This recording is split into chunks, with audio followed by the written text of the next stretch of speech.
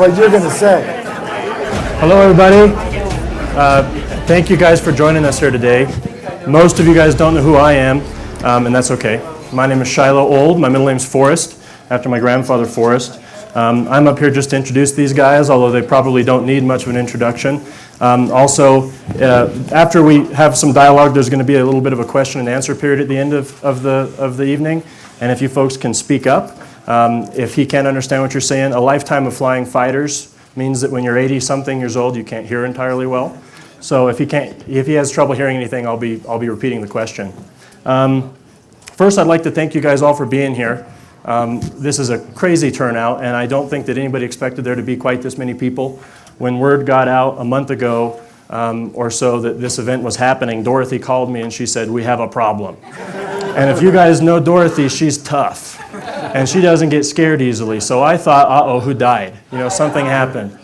And she said, "No, we're going to have too many people." And I said, "That is the good problem. Don't worry, just let people in, open the floodgates." And then she started talking to me about fire code. And anyway, she's a lot more organized than I am, and there's seats for everybody. So I know that at least a handful of you folks came in from way out of town, and that's crazy to us, I think, but thank you for being here. I'd really like to thank Dorothy and her staff at Collected Works. They've done a really great job. Yeah, round of applause for her.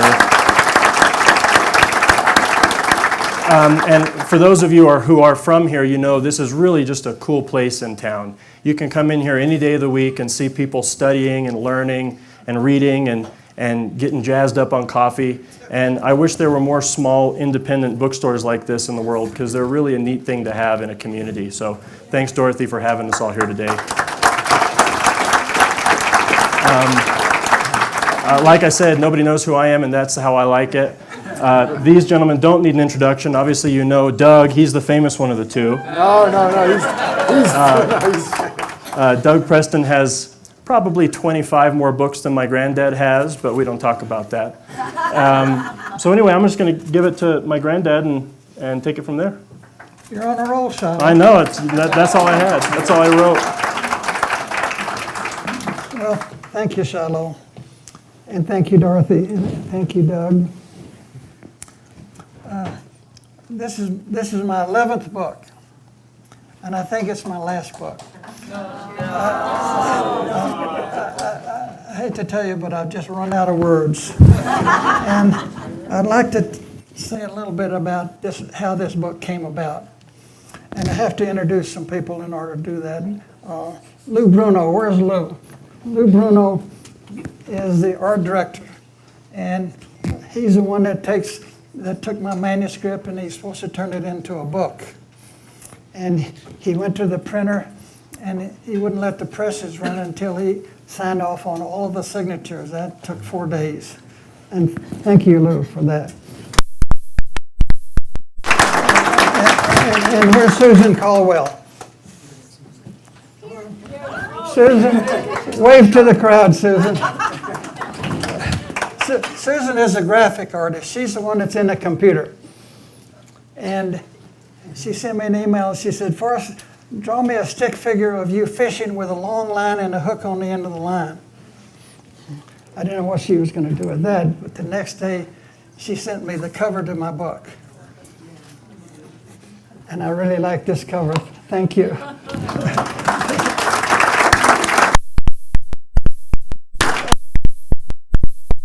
And Susan, they've produced my last 5 books, right? Yeah. Six books. And it's good to see how the pros work, and those guys are really pros. And then we come to Jessica Jenkins. She's the editor of this book. Stand up, Jessica. She's the one that took my commas and rearranged them every which way. She straightened out my verb tenses. She found the misspelled words and the typos, and she generally raised havoc with my book. But you did a good job, and I thank you, Jessica.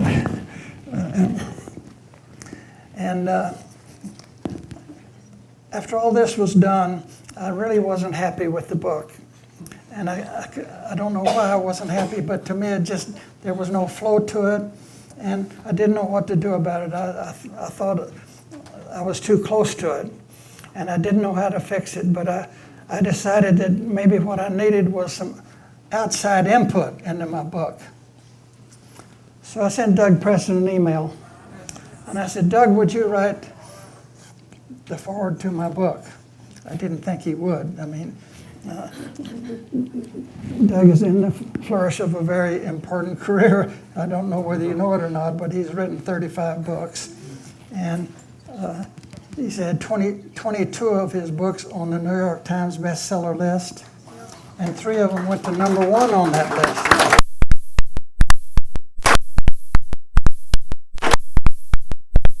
Doug. And some of his books have been printed, I think, in 30 languages. Is that correct, Doug? So that's pretty impressive. But I didn't think Doug would write a foreword for me. And after a couple of days, I got an email from Doug, and he said, sure, I'll write your foreword. And he started asking me some questions, and I was thrilled that he would do that for me. And about 4 or 5 days passed, and I got about 1,800 words in my inbox from Doug. And it was the foreword, and I scanned it right quick, and then I read it again, and then I studied it, and I thank you, Doug. And he flattered me a little bit, but everybody likes flattery, right?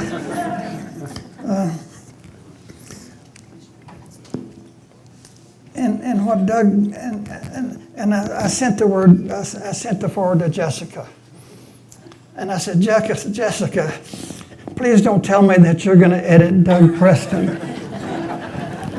And she wrote me back and says, sure, I'll edit. She didn't know him, but she knew who he was, of course. She says, sure, I'll edit Doug, but there's nothing to edit. It's perfect. There's nothing to do. And I told myself, I said, yeah, you didn't have any trouble finding a bunch of malfunctions in my story.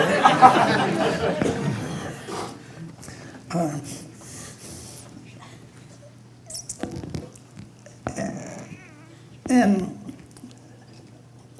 so now we've got the book. It's been written, it's been edited, it's been designed, it's been laid out. It's ready to go to the printer, but we don't have a title. How can you not have a title to a book? I wondered if we could publish the book without a title. Titles have always been a problem for me. So I sent a message out to my gang of 3. That's Lou and Susan and Jessica. I said, come up with something. I said, we're down to the deadline and we need something. So for the next few hours, I mean, there were things flying around the computers. I mean, I can't tell you how many suggestions I got. It's like a snowstorm. And there were some bad suggestions. And there were some really bad suggestions. And then there were some terrible suggestions. And then all of a sudden, out of nowhere, out of the blue, on my computer, on my Dell laptop computer screen, it said, "Once upon a while."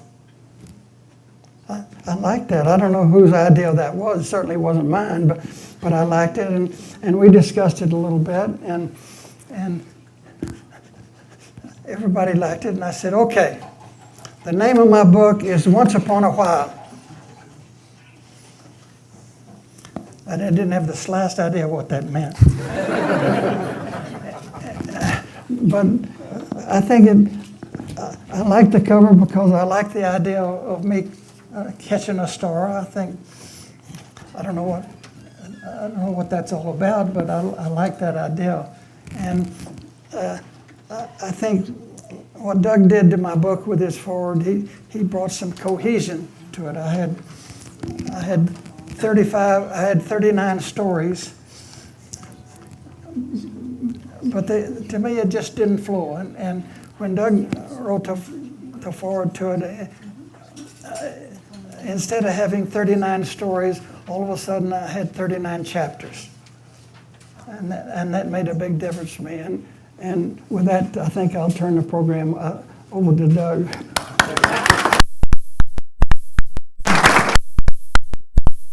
Well, thank you, Dorothy, and thanks to the bookstore, and especially thanks to Forrest. When I moved here to Santa Fe in 1986, I was a starving author. I hadn't published any books. I had no money. I had a broken down old car, and a couple of years later, Forrest befriended me, and I really wondered what the heck he saw in me does he go to lunch with John Ehrlichman and really interesting and unusual and eccentric and controversial people. And I found myself sometimes in these lunches wondering, what the heck am I doing here? So I'm very grateful to Forrest for asking me to write this introduction, because it's a story that I've been telling for 20 years, or I've been telling it gets bigger and better, but finally I had a chance to write it. And it's been enshrined in the most wonderful book. I love this book. It's charming, it's delightful, it's beautifully written. The design of the book is splendid. I mean, so in every way, I'm very happy to be part of this book. But the thing that really, I don't know. I've had 20 years with this treasure story, with Forrest. I think it was probably 20 years ago at least, or maybe longer, that he showed me the treasure chest in his vault and opened it up, and I got to handle those nuggets, and I got to hold those cold, heavy gold coins in my hand, and what a thrill that was. And the story, Forrest told me, what his plans were with this treasure, how he was going to bury himself with I'm not supposed to use that word. I was going to hide himself with the treasure. And it was really enthralling. And at a certain point, I talk about this in my introduction, but I'll just go over it here. I went to school with a woman who became a very famous Hollywood producer named Linda Obst. She did Flashdance and Contact and a bunch of movies, Sleepless in Seattle, a bunch of movies like that. And she used to call me up like once every 2 years and say, "Doug, do you have any ideas for a movie?" And the call would always come out of the blue, and I was always totally taken aback and couldn't think of anything. And I'm thinking to myself, a famous Hollywood producer has called me asking if I have any ideas for a movie, and I don't have any ideas. This is what a tragedy. And this happened like 2 or 3 times, and then finally I'd had lunch with Forrest one day, and we've been talking about this whole thing, and I think that afterwards I'd seen that treasure chest again. I'd gotten to handle the gold. She called me the next day and said, "Okay, there's one more call, Doug. I just got to ask you, do you have any ideas for a movie?" And I said, "Well, damn, I just don't have any ideas. Why don't you give me a 5-minute heads up?" Wait. I do have an idea. I have an idea about a man, a wealthy man who actually takes it with him. He really does. She said, oh, I love that idea. Okay, you write a proposal and we'll buy it. So I thought, well, wait a minute, this isn't my idea. So I went to Forrest. This is an example of his amazing generosity. And I said, look, I've got this famous movie producer. She loves the story, and it is your story, Forrest. So, can we come to some kind of deal? Maybe, we'll all write the option, I'll write the proposal, we'll split the money, we'll share the credit. He said, nope. He said, you keep all the money, you take all the credit, and the only thing I want is to be invited to the Oscars. And, so I wrote up the proposal, I sold it, they loved it, they started working on it. I actually then decided to write a novel about it that became the Codex. But unfortunately, as many things in Hollywood, a very common thing in Hollywood, the movie didn't get made. But someday they will make that film. But anyway, so I lived with this treasure chest. I must have seen it 20 times, and those few people out there who still think it's a hoax, I can absolutely assure them it's not. Not only do I know Forrest so well that I'm absolutely 100% certain that he would never do anything like that. But secondly, that treasure chest is not in his vault anymore. So where the heck is it? Well, it's out there somewhere. And I suppose one or two of you may be looking for it, right? How many people are looking for this? All right. Okay, good. Well, anyway, now Forrest doesn't want me to say this. He asked me not to say this. But I'm going to say it anyway. Sorry. There are clues in this book. He said, don't say that because it's going to make it sound like I'm trying to sell another book. But there are vital clues in this book. Just going to leave it at that. You're closer to the edge than I am. You're talking about this book? I'm talking about Once Upon a While, yes. I certainly am. And it is really, aside from the treasure, just as a book, this is a beautiful, delightful, charming, and wonderful book. And it's just full of stories that are of Forrest, insightful stories of Forrest talking about his wanderings as a boy, as a young man, the caves he explored, the lakes he fished, people he knew, and the wonderful things he found. And each story is a gem. And then it's followed by a little handwritten commentary that is another gem on top of a gem. But as I was reading it, I picked out a few things that I really liked that I just thought I'd tell you. Some stories are really funny, like when Wilson Hurley, the artist, who was one of the artists that Forrest represented and also a very good friend of Forrest, was in a car accident, and he couldn't paint for a year. And so in the lawsuit that followed this car accident, the question came up as to what kind of income had this artist lost from not being able to paint, because those are damages that could be collected.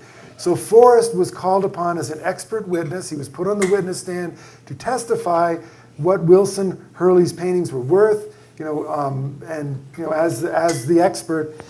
And the defense attorney was quite a troglodyte, and he was not a very smart man because he had no idea who he was dealing with Forrest on the witness stand. And Forrest wrote, I just have to, if you don't mind me quoting it, he said, I didn't like the defense attorney at first, or any sight after that. His villainous face and bulging eyes made him look like Peter Lorre. I didn't know the jerk, but he was someone I very much enjoyed not caring for. I love that phrase. I very much enjoyed not caring for. We all have had that emotion, haven't we? So Forrest was put on the witness stand, and he writes in the book, quote, I just sat there as the lawyer's eyes captured me like a 40-pound turkey staring at a June bug. Love that. Anyone who's raised turkeys or fowl know how much they love those June bugs. So the attorney started asking Forrest these questions and demanding, yes or no, answer yes or no. And finally, Forrest turned to the judge and said, Judge, I swore to tell the truth and the whole truth. If the defense attorney won't allow me to do that, then I must respectfully withdraw my oath. Consternation in the courtroom. This defense attorney was absolutely flummoxed. So there was a little conference in the judge's chambers. Forrest was this far from being in contempt of court, but no, he had stepped up to the line but not crossed it. And the judge, after listening to both sides, just said to the defense attorney, let the man answer the questions the way he wants to answer them and stop badgering him. So that's just one of the stories in the book. There are a couple of other things I just want to mention here that I love in this book. All right, the hat. Okay. Now, for many years, I've been visiting Forrest in his house, and when you come into his house, you see the most disgusting looking thing sitting on a side table. It's so old and dirty and greasy that you're sure that it's going to give you some kind of disease. And when you look more closely, you realize it's a hat. So in this book, he tells the story of this hat. I'd never heard this story. But Forrest has all these wonderful objects in his house, and each one has a story. But this story is great. It belonged to a Basque shepherd here in New Mexico who found brought Forrest an arrowhead to sell him, and Forrest said the arrowhead was worth $5, but he paid $15 for it. And but he was very taken with this guy's hat, and Forrest writes, "It was homemade from very thick, hand-tanned hide, probably buffalo. It had a bullet hole in it that the shepherds said had happened one, quote, moonlit night when Annabelle's husband showed up unexpectedly." The hat, the shepherds said, was so sturdy that it'd break a fall. So Forrest, now here's an example of Forrest's negotiating abilities too. He said, "How much do you want for this worthless old beat-up hat?" "No, sir, with its history of saving my life, $1 million wouldn't buy that thing." "I'll give you $300. "My God, sir, you sure bought a great hat." So now, so that hat, finally I understood what that hat was doing in his front hall, and that, that there was a story behind it. And then finally, one other thing, and it's not just funny, Forrest is not only amusing and charming and everything else, but sometimes his writing reaches a very profound level of something that as a writer I admire greatly. I'm just going to read this one thing that he wrote about a friend of his named a war hero named George Dabbich, who also became a guide and an outfitter and passed away. And Forrest wrote this about him. "George died at age 91, and his passage went largely unnoticed, save for a scant few guys like me and some relatives. But the coyotes and the sagebrush know he's gone, and so do the tall pines, under which he sat so many times and drank coffee from a tin cup. The red embers of his campfires will miss him badly, but not as much as me." Now, is that a beautiful piece of writing? So anyway, that's pretty much what I have to say. It's been such a pleasure writing this introduction for the book, and an even greater privilege and pleasure knowing Forrest all these years. And I mean, I knew, when most people, when they get to be 80 years old, are content to sit by the fire with a mug of hot tea and read a book. Not Forrest. Man, he has got the whole country upside down looking for this treasure. So congratulations. Are there any questions? Questions? Does the hat fit you? I wouldn't try it on. I'm afraid my hair would fall out. Or someone might shoot at me. Again. Annabelle might mistake me for... All right, so... You want to pick the questions? You do it. Okay. Okay. Go right ahead, sir. I think you were first. Yeah, thank you. There's a microphone passed around, folks. If you guys can wait till the mic gets there, that'd be helpful. In the poem, you describe the blaze, and you have to be wise to find the blaze. Is the blaze a living thing, or is it some kind of an event on a living thing? Maybe before we start asking some questions about the treasure, since it is a book launch, because that's why we're all here. Anybody have any questions about the book or the process or the stories or the writing?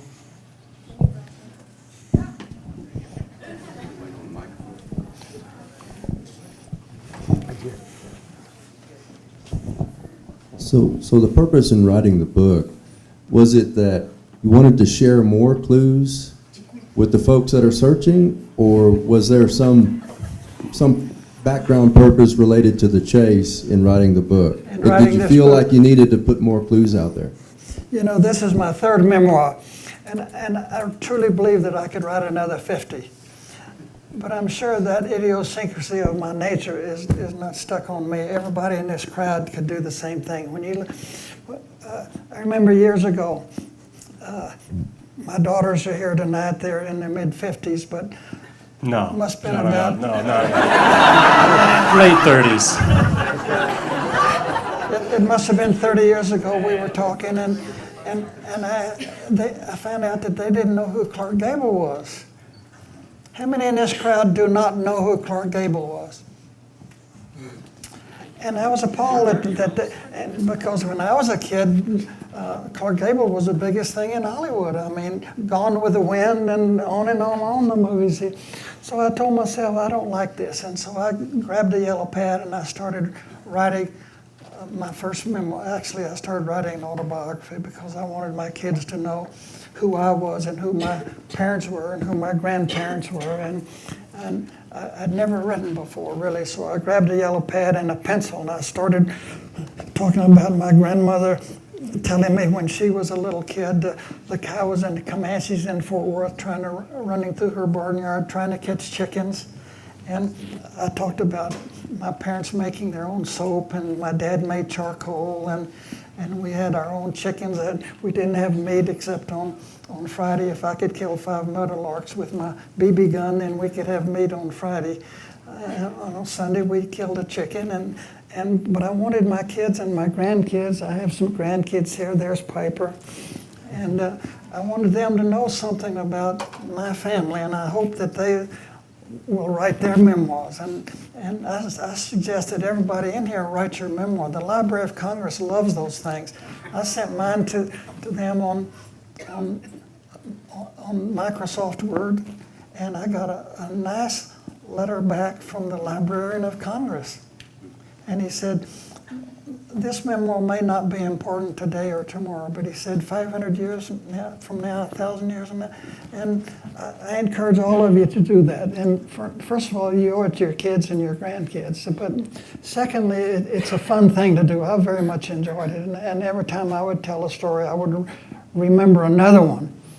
And and then finally I got a computer. I really didn't want to come into the 19th century, but I finally bought a computer and I transcribed everything on my yellow pad in that computer.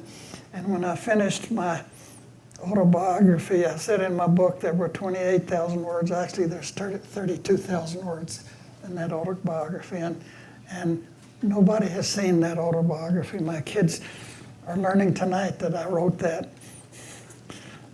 But when I'm long gone, I hope somebody will. And in the treasure chest, there's a copy of it in my treasure chest because I wanted. Who says we can't influence the future? I don't subscribe to a lot of those things. And so I had that treasure chest, and I made a number of bells and jars, and in these jars I would put my autobiography in there. But you know, those things get wet; they're not waterproof, and so I would put my autobiography in a little olive jar that had a tin lid, and I dipped the tin lid in hot wax so that to make it waterproof. I mean, I tried to think of everything, and I had a lot of fun doing that while my wife was watching Dancing with the Stars. But I'm sorry, I don't want to ramble on. Yeah. Hello, Forrest. We are a family that loves your stories, and you've encouraged us to hike in Colorado and everywhere, and so we just want to thank you for that. But we want to know, what is your favorite story, whether it be from this book or any of your books? What's your favorite story that you've told? What did she say, Shelley? What's your favorite book or your favorite story from this book or another one? From my books? Sure. I wish you had not asked me that question.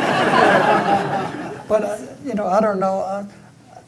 I've been accused of being a storyteller, and I have a good friend by the name of Max Evans. He lives in Albuquerque. He's 93 years old, I think. Now he's written about 50 books, and he told me one time that a nonfiction writer doesn't have to be correct but 85% of the time.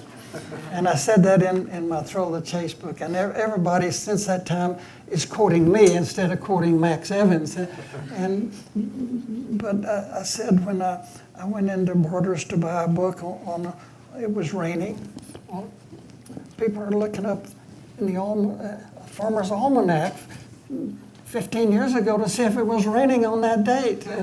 But there's a lot to be said, and Doug has written some nonfiction books. As a matter of fact, his best book, I think, is Cities of Gold. But you say some innocent things like it was raining when I walked outside. You know, I don't remember where it was raining or not, but it kind of adds to the story. And I think, all right, am I the only one that does that, Doug? I'm 100% accurate in my books. I don't do that 85% thing. Of course, he writes fiction.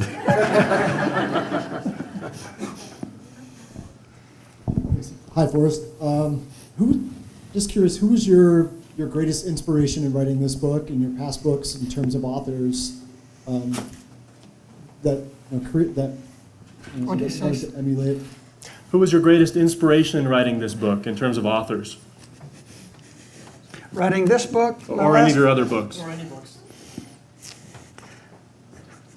I tell you what, I hate to tell this story, but I think my greatest inspiration was Hemingway and Fitzgerald, because I didn't like their books.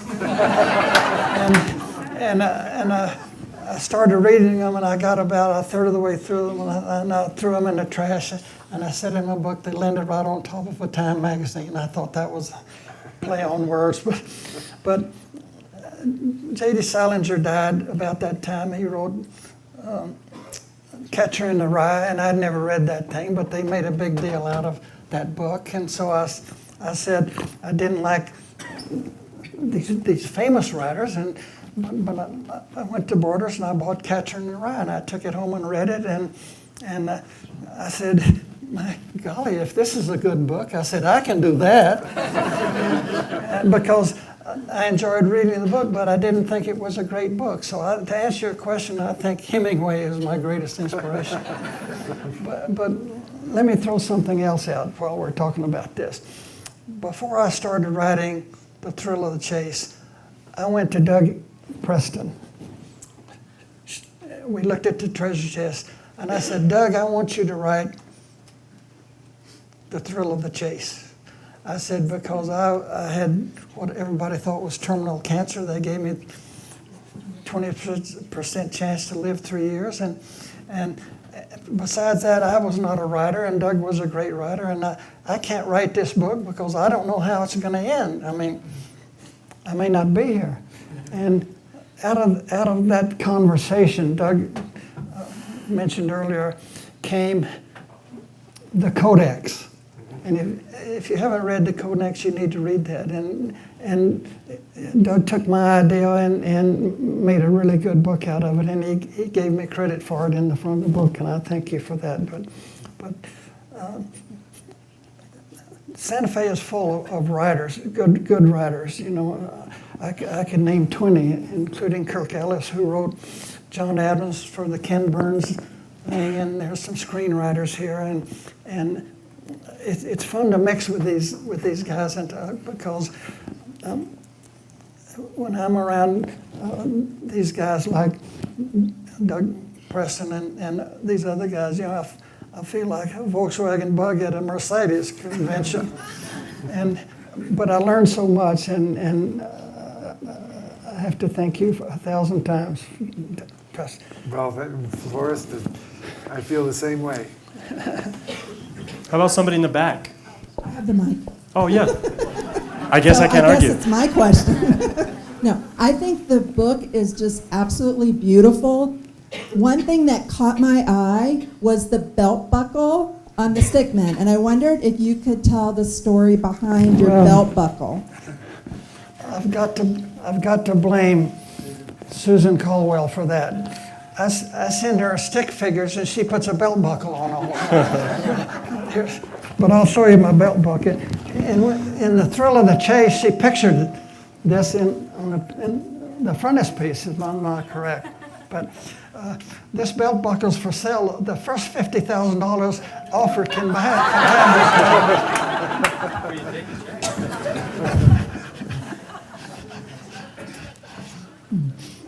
Give you what for shopping at Borders?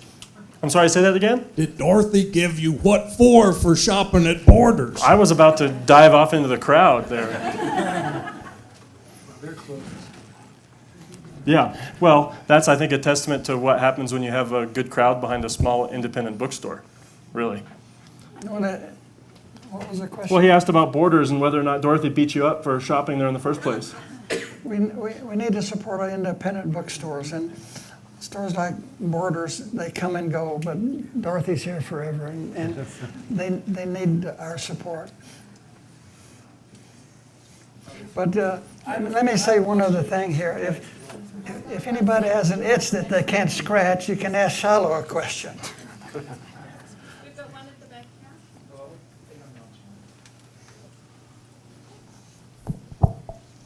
Thank you. Mr. Fenn, your new book, I have not yet to read it, but I've looked at the cover, and it says, Once Upon a While. And typically when you fish and you catch a fish, there's a name to it. Is there a name to this star? He asked if you've named the star that you've caught on the cover. Have you named the star that you've caught on the cover? Well, I'm going to make Susan do that. But I don't know, but I would accept some suggestions from you. Hello, Forrest. My name's Darcy. I come from Revelstoke, British Columbia. And I share the same birthday as you, August 22nd. You're the first person, or the second person I met that shared the same birthday with me. But when I was learning about poetry, it says the first rule of poetry is to be inspired. And from the sounds of it, you were inspired a long time ago. And I think your poem's so elegantly written that you could solve it as both a fly fisherman and a fighter pilot. Would you agree with that statement? That your poem can be solved as a fighter pilot or as a fly fisherman? Sir, your voice is bad frequency. Can you tell me what he Yeah, said? do you think that your poem can be solved using a perspective of a fighter pilot and a fly fisherman? Where do these guys come up with these questions? If you read my book and if you read my poem and follow the clues in my poem, they can take you to the treasure chest. Would you come fishing with me in the Collected Falls up in Revelstoke, British Columbia?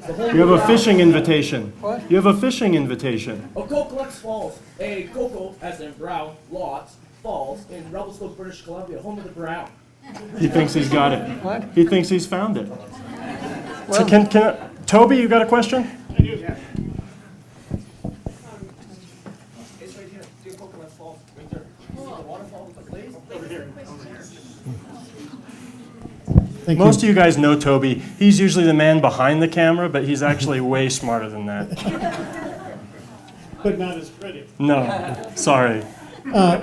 Forrest, of the nearly 200 scrapbooks that you've written, how did you decide on the ones that you chose to put in the book? well, I went through them and I don't know, some of them I liked better than others. Some of them I didn't like the way they were written. Some of them I didn't like the subject. And I originally had 40 stories. I wanted 40 stories. And Jessica and I were going through them, and I had a story that I really didn't like. It was a story, a scrapbook that I wrote on Dow's blog, and I talked about how I wrote my style in writing. And I looked at that and I said, I don't want to say those things. And so it was too late to get another story. So instead of having 40 stories in the book, we have 39, and that's the story. Does that answer your question, Toby? Yes, it does. Thank you. Yeah. But like I said, you know, when I look back and hearken back to things that happened to me when I was a kid, and things have changed so much. And I remember one time I had a good friend, Bo Simmons. His father bought a brand new pickup truck, and Bo Simmons had just gotten a driver's license, and we were out on one Saturday night, and I was in the back of this pickup truck with a couple of the guys, and we were going 50 miles an hour down Main Street. There was not anybody awake for 20 miles, and in the back of this pickup truck was a garbage can full of garbage, and went right down Main Street, and somebody picked that garbage can up and threw it out, and the garbage splattered all over the city hall and up and down the street, and for the next week or 2 weeks it made headlines in the Temple Daily Telegram paper, and we felt so bad. We finally confessed, and we thought we were going to get the electric chair for doing that, and you compare that with what we see going on today. You know, drugs meant aspirin, and the really tough kids in high school were smoking cigarettes and making their own cigarettes and out of cedar bark, most of them. And it smelled terrible, but I could smell it. And today we've got soccer moms doing everything. Sports was a very big deal to me when I was in junior high school and high school. And I don't ever remember my parents taking me to a practice or coming to one of my games. And it didn't bother me. I mean, I didn't turn out completely bad because my parents didn't. But things have changed so much today. And that's why I encourage all of you to write your life story down. It's going to be important someday. And your kids and grandkids deserve it. Yes, sir. One sec. We try to do this so everyone gets a turn. There's someone in the back with a mic. Hi, Forrest. Thank you very much for what you've done. I'm looking forward to reading this new book. Thank you. I've been on a lot of trails and traveled and seen all kinds of things because of you. I've been in Yellowstone at Easter time and seen a bright sunshine and snow on the ground. Loved it. And I also ended up over Cody. And you're a good man, and I know you've given a lot of things to people, and you don't talk about it, but I saw that cabin that you put there with you and your wife dedicated that to the Wild Bill Cody Museum. And I also know, or I think I know, that you attend the Black Bow Tie Ball there. And so I was curious on how you're doing and whether you're able to get up there this year. He's traveled a lot up in Yellowstone, and he saw your exhibit at the Buffalo Bill Cody Museum. Curious how often you make it up and how you're doing and what you think about that situation. Well, Alan K. Simpson, Senator Simpson from Wyoming, was an old friend of mine, and I could tell you some wonderful stories about when he was chairman of the Judiciary Committee in the Senate. But he was chairman of the board of the museum at Cody, and it's a wonderful museum, 350,000 square feet under roof. And he called me on the phone one day and asked me if I'd go on the board. And I hate meetings. And I said, let me think about it. And I called a guy that I knew who had been director of the museum for about 20 years. And I said, well, what do those guys want from me? And he said, well, one thing, they want a little bit of money, but he said, let me tell you who's on the board. And he started naming names, and I was really impressed. Dick Cheney was on the board, the vice president of the United States, and the doctor that invented the stent, he was on the board, and William Self, who was in 3 movies with John Wayne. He owns Batman, he owns MASH on TV. This is the quality of people that were on that board. And I said, sure, I'll go on that board. And the first party I went to at Peg Coe's house in Cody, I sat on the couch with Jimmy Doolittle for 30 minutes and talked to him. How can you beat a deal like that? I mean, my granddaughter Piper doesn't know who Jimmy Doolittle was. How many of the hunters have been to the museum in Cody, the Buffalo Bill Cody? Isn't that a cool place? And you should see the basement. I've always said that I'm the world's greatest schmoozer. People would come in my gallery, and I wanted to talk to them. I tried to take them to lunch because I wanted to know what they knew and what I could learn from them, and maybe something would rub off on me. And it was a wonderful thing, and it started me on an excursion around the world. One time I went to see Mrs. Erwin Rommel in Germany. Her father was Field Marshal Rommel, who tried to kill Hitler, and I knocked on the door, and her son came to the door, and his name was Manfred, and he spoke some English, and I was invited in, and they served coffee and tea, and that's the kind of thing I really like, and particularly I told a story in Too Far to Walk about going to see Mrs. MacArthur. She lived in the Waldorf Towers in New York, next to the Waldorf Astoria, and I got out of a taxi, and the doorman came up, and I said, I would like to speak to Mrs. MacArthur. And he says, the madam rarely accepts gentlemen callers. And I said, I just want to talk to her on the phone. And he got her on the phone, and she invited me up, and we talked for a while. And I remember she was a big Mets fan. She liked bass. And I was sitting in a chair right here, and she was sitting there.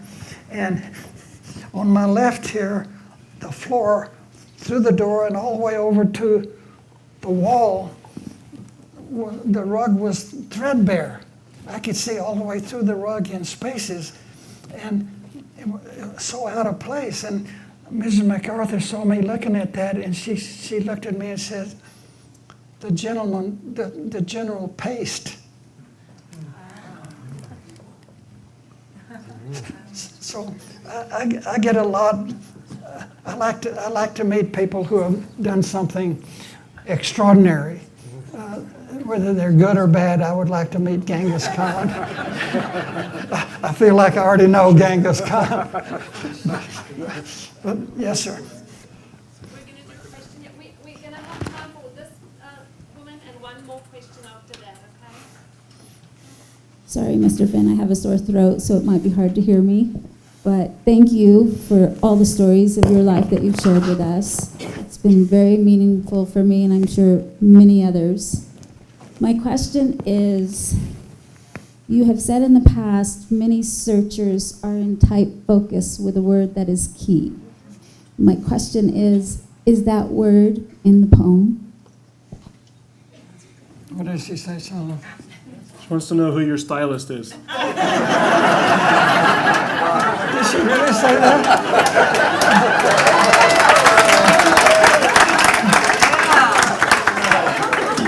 No, nobody has said that to me since I was 2. And that was 85 years ago. Thank you, madam. Do you care to answer any treasure questions, or save that for another time? Well, Cecilia, I think's trying to shut us down.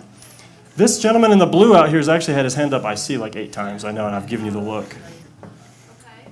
Where's my... Forrest, whenever I... Him and then you. Sure. Forrest, whenever I travel and I go to the Grand Canyon, I'll pick up a rock and I'll take a view and look around. And when I take that rock home, I will number it. And I've got several rocks from places where I've traveled.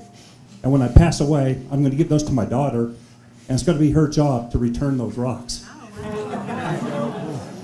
Is there any place where you stood there just in awe and looked in nature, and you can recall that this is just awesome?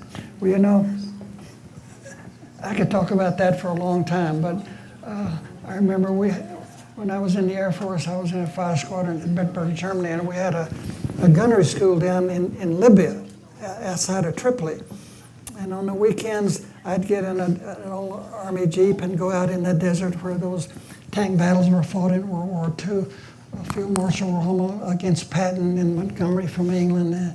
And I was interested in all that. There's burned out tanks there, and there's stuff laying around. There's a skeleton once in a while.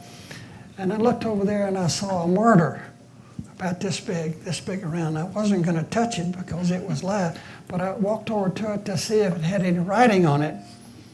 And laying under this mortar was an arrow point, a 2,000-year-old arrow point. And a strange feeling came over me because here I am looking at wars, laying on top of wars, laying on top of wars. And I was shocked by that, and I never put that situation in that perspective before. But I've collected all kinds of things. I mean, when I was laying in the jungle in Vietnam, after I'd been shot down, the B-52s were dropping bombs all around me, trying to kill me, I thought. And we had three different kinds of bombs. We had an instant fuse bomb. We had a bomb that exploded in 0.025 seconds after it hit the ground. 0.025 seconds is not a very long time, but if you release that bomb at a 30-degree dive angle in a sandy environment, it goes down 25 feet and starts up before it blows in a 25 thousandths of a second. That's amazing. It is. So when you drop an instant fuse bomb, when it gets close to the ground, the air is so thick, the air can't get out of its way because the bomb is traveling so fast. So the bomb thinks that the compressed air is the ground, and it blows about 3 or 4 feet above the ground.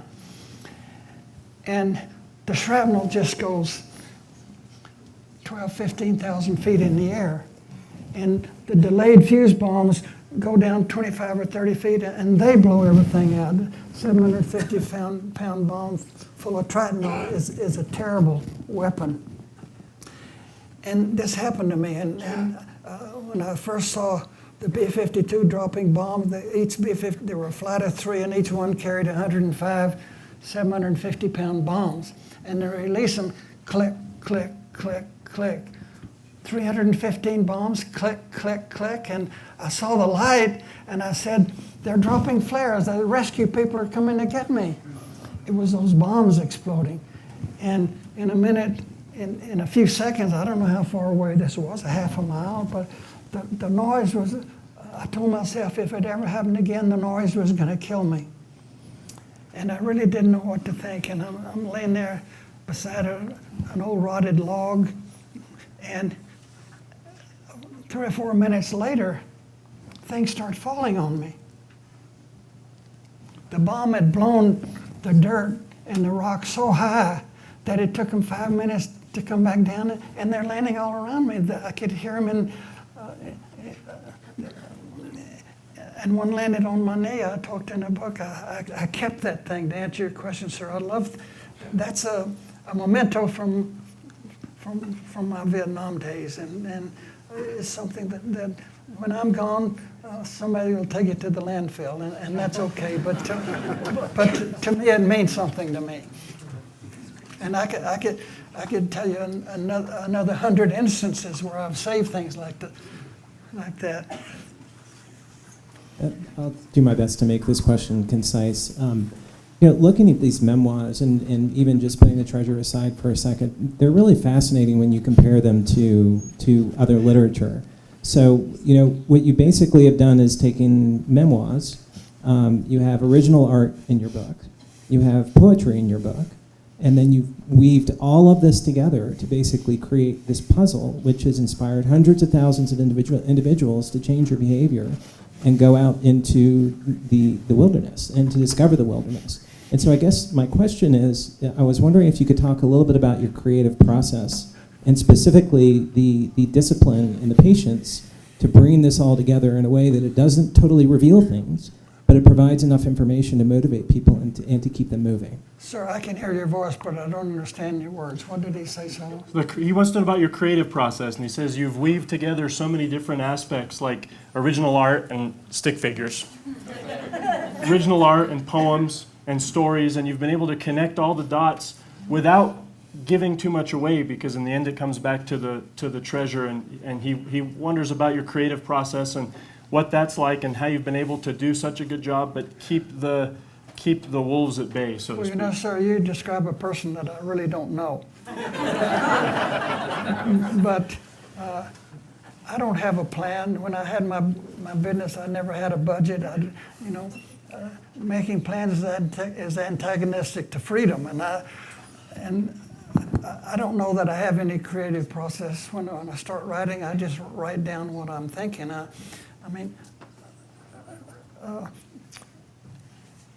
And people have told me that when they read my book, they think I'm talking to them. And Eric Sloan told me that. And I said in my book about Eric Sloan that it wasn't a book at all. It was a conversation with an old friend. And that's where what you describe as creative process, I say that's just my normal operation. I'm not trying to do those things.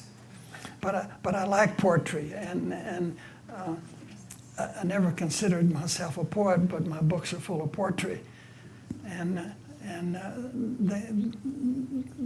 they tell me a lot, and particularly in my book, the thrill of the chase.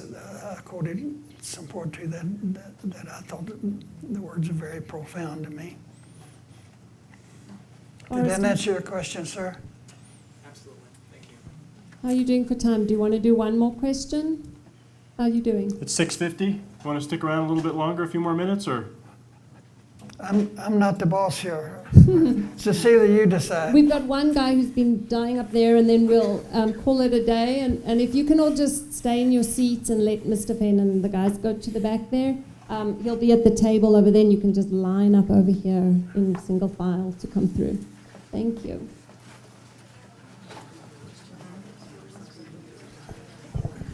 Okay, Forrest. In one of your stories, you mentioned that there is no such thing as a self-made man. And I think we can all say thank you for building everybody up like you do, because you do such an amazing job. And my question is, how do you do it all the time? So you say that there's no such thing as a self-made man, and he thinks that in your books you do a great job of building people up all the time. He wants to thank you, and he's curious how you're able to do that. I don't know what a self-made man really means in that context, but my answer to your question is no, I don't think there are any. None of us on this planet knows what's going on except what we read or what somebody tells us. And what we read quite often is very inaccurate. And so I started writing a story. It was called Everybody Needs an Intersection. And I was in China. I was going to see the warriors at Xi'an. And you get in, you land into the airport of Xi'an, and then you get in a car and you drive for 2 hours across the countryside to where the warriors are. And I'm in the front seat with this driver, this Chinese driver, and he spoke English, and there's rice paddies everywhere. And at every intersection, like every section of land, there's an intersection, a paved road.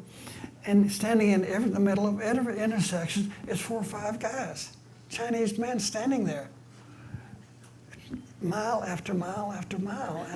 And I said, what's going on with those? What's going on? He said, he said, they're gossiping. He said they're discussing the price of rice and anything else that they need to say. And I told him I filed that. And then I came home and I was writing a book about Joseph Sharp. And I went to the little town of Crow Agency, Montana, and walking down the street to this little cafe, and the sign in the window says, "We open for breakfast at 4 o'clock."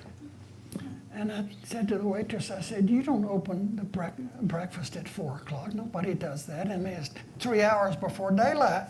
He said, "Oh yeah, we do it." I said, "Well, I'm going to be here in the morning at 4 o'clock, and I'm going to see." I got there at 4 o'clock the next morning, and I couldn't get a seat. The interesting part of this story is I went back for lunch, and those guys were still sitting there. So this was their intersection. They were the radios up there don't talk about anything but the price of wheat, and it was so interesting to me, and I think I could write a story about that. And the punchline is everybody really does need an intersection, don't they? Am I way out on that? No, that's good. Good.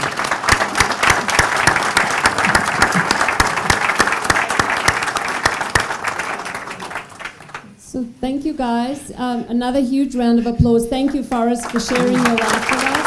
Thank you.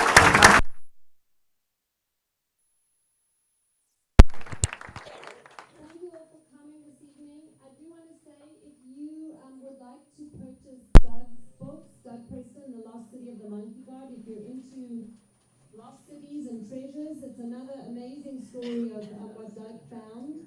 And you can buy your books at the front counter and at this cash register in here, and then they'll sign the books for you. And if there's any of the other Forrest books that you don't already have, please buy them first and then come to the book signing table. The book signing table is in this room. To the right, you'll have to line up through here. We'll move quickly. Ready? Yeah, when I count 3. Okay. Hi, Starlies! Okay, great. Miss you! Hi, everybody who can't be here. We miss you. Boys. Hey, Shelley. Missing you. Crowd shot. Wish you were here.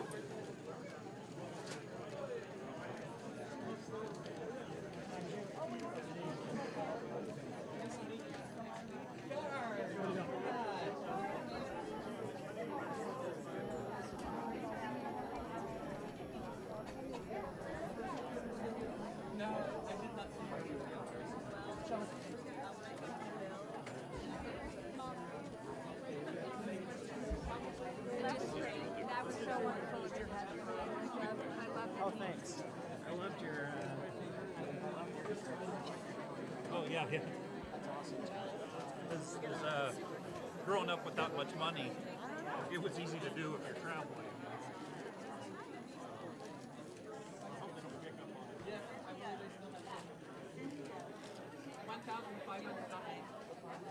No, that's a lot of money.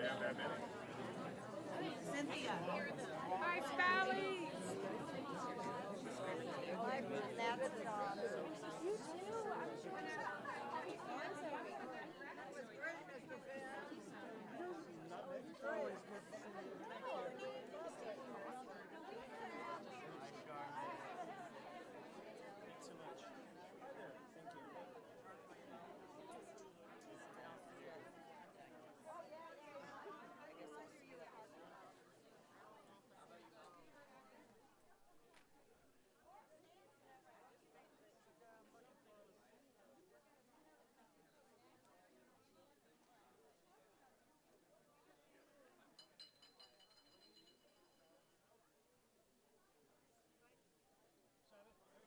Doing well. How are you, sir?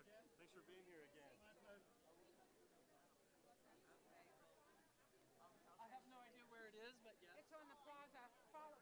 Go with one of us. Okay. I want to get Doug. I want to get Doug to sign my book. I like the idea. I want him to sign it. Yeah. Okay. And then we'll go. Okay. Hi, Spallies. Hi, everybody that couldn't be here. You missed just a wonderful time. That was great. Sorry. Does anyone know this man? Does anyone recognize this face? So we just stay here. I just was wondering if you had a yellow. I just came over and was talking to these guys. Mr. Preston? Right below Forrest Fenn? No, I would have asked him why he never wears a sombrero. What color is it? Purple. So then you've got to sit over there. Right. What color ticket did you get? Okay. You know what's funny, Fred? He's so handsome.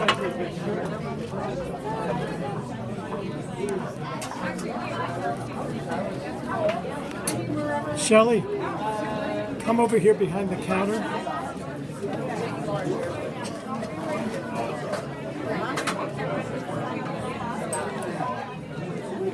Get behind the counter with that little bit of light that we have there.